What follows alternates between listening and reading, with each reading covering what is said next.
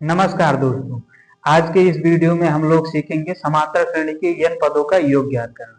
जैसा कि इसके पिछले वीडियो में हम लोगों ने सीखा था कि nवां पद कैसे निकालें, किसी भी समांतर श्रेणी का nवां पद कैसे निकालें, तो उसको हमने पिछले वीडियो में सीखा था। आज के इस वीडियो में हम लोग सीखेंगे कि n पदों का योग, किसी भी समांतर श्रेणी की n पदों का योग कैसे ज्ञात करते हैं।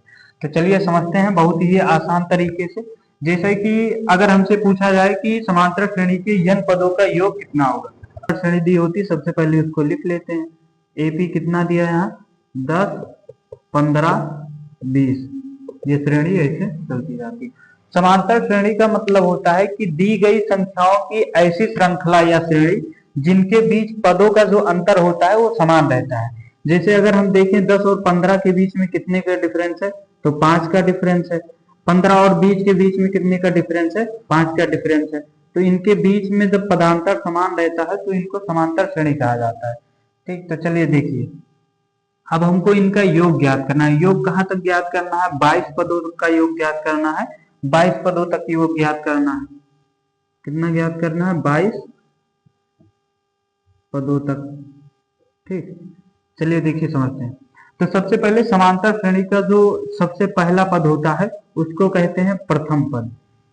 इसको क्या कहते हैं, प्रथम पद कहते हैं। इसको ए से लिखते हैं। तो ए बराबर कितना दिया है, 10 दिया है।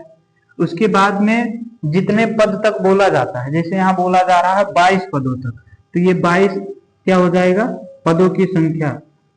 पदों की संख्या, पदों की संख्या को हम n से लिखते हैं। n बराबर कितना है, तो 22 हो गया। ठीक, अब चलिए, अब इसके बाद में सर्वांतर ज्ञात कर लेते हैं।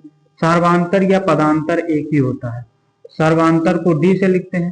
तो सर्वांतर कैसे ज्ञात करेंगे, जो दूसरा पद है दूसरे पद में से पहला पद घटा देंगे या तीसरे पद में से दूसरा पद घटा देंगे। ये a1 हो जाएगा, ये a2 हो जाएगा, ये a3 हो जाएगा। तो हम इसको a1 या a लिख सकते हैं पहले पद को। तो ये क्या हो जाएगा, a2 माइनस a1 हो जाएगा। a2 का मान कितना है, 15 है। a1 कितना है, 10 है। 15 में से अगर 10 घटाएंगे तो कितना आ जाएगा, 15 में से अगर 10 घटाएंगे तो यहाँ 5 आ जाएगा। तो डी का मान कितना हो गया, डी का मान हमें 5 हो गया। अब समांतर श्रेणी की n पदों का जो योग है उसको ज्ञात करने के लिए फार्मूला होता है। फार्मूला होता है यसन बराबर, समांतर श्रेणी की योग को यसन से लिखते हैं। तो यसन बराबर क्या होता है, n/2 into 2a plus n minus 1 into D. ये फार्मूला हो जाता है। तो चलिए इसमें मान रखते हैं सबका। तो जैसे यसन का मतलब होता है कि पदों की संख्या, मतलब जिस नंबर तक हमको ज्ञात करना रहता है। जैसे अगर 10 पदों का योग हमें ज्ञात करना रहता तो n के स्थान पर हम 10 लिखते हैं। यहाँ 22 तक ज्ञात करना, 22 पदों का योग ज्ञात करना, तो n के स्थान पर हम लोग 22 लिखेंगे। तो चलिए समझते हैं। तो यहाँ मान रखते हैं, जैसे लिखा यस n, तो n के स्थान पर कितना, 22 पदों तक, तो 22 लिख दिया बराबर n/2 लिखा। n का मतलब 22 बटे 2 लिखा है तो बटे 2 हो जाएगा। यहाँ लिखा है 2, 2 गुणे ए लिखा, ए का मान कितना है, 10 है, तो यहाँ 10 हो जाएगा। प्लस n का मान कितना है, 22 है, माइनस 1 गुणे डी का मान कितना है, 5 है, तो यहाँ 5 हो जाएगा। ठीक, चलो अब देखिए, 22 को 2 से भाग देंगे कितनी बार में जाएगा, तो यहाँ 11 आ जाएगा। ठीक, उसके बाद में 2 का अगर 10 में गुणा करेंगे तो कितना हो जाएगा, 20 हो जाएगा।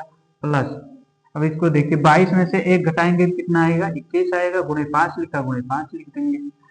चलिए विधा समझते हैं। तो S22 बराबर यहाँ क्या हो जाएगा, 11 ब्रैकेट है 20। अब देखिए इसका सबसे पहले गुणा करेंगे तो 21 का अगर 5 में गुणा करेंगे तो कितना हो जाएगा, 21 में 5 का गुणा करेंगे तो 105 हो जाएगा। ठीक, तो यहाँ हो जाएगा 11 और 20 में अगर 105 जोड़ेंगे तो 125 हो जाएगा। अब 125 का गुणा इसमें कर देंगे, 11 गुणे 125। तो 11 का अगर 125 में गुणा करेंगे तब कितना होगा, 11 का 5 में गुणा करेंगे तो 11 पचे 55, 5 आ जाएगा। 11 दूना 22 और 5 27, 7 आ जाएगा। 11 के 11, 11 और 2 13, 1375। तो 22 पदों का योग, 22 पदों का योग हमने ज्ञात कर लिया। 22 पदों का योग कितना आ गया? 1375 आ गया। यही हमारा आंसर हो गया, यही हमको